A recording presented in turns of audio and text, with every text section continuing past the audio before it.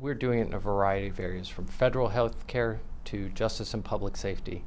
We're looking across the spectrum to see, how we can increase their transactional boundaries and, get into the field to enable, even the remote workers to access critical information and disseminate it, because that's really what that platform is about. It's the sharing and dissemination of information. And mobility gives us a new avenue, a new channel to do that.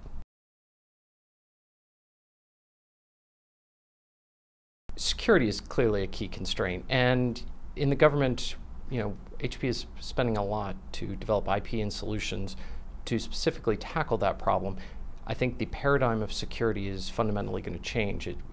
We were focused on an all or nothing approach, and I think we need to take a hard look at the data and what is really low risk, medium risk, and high risk data, and differentiate between data in motion versus data at rest, and figure out what's the right strategy.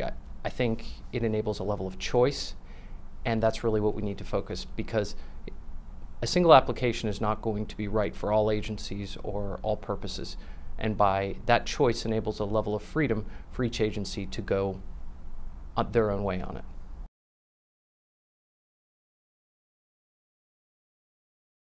We really try and embrace a crawl, walk, run type of approach, and looking at what is a small tactical chunk, an atomic unit that we can solve. Clearly, cloud as an enabler, because the expectation being set in the consumer market is that my documents, my data, my settings all follow with me regardless of device. And business benefits really rule.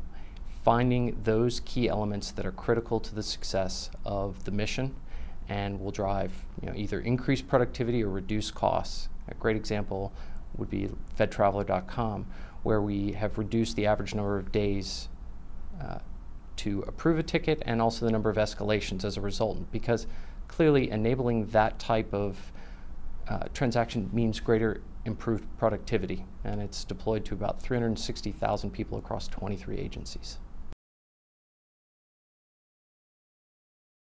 I think really the government's going to look to transform the computing paradigm and enable a seamless computing experience regardless of device.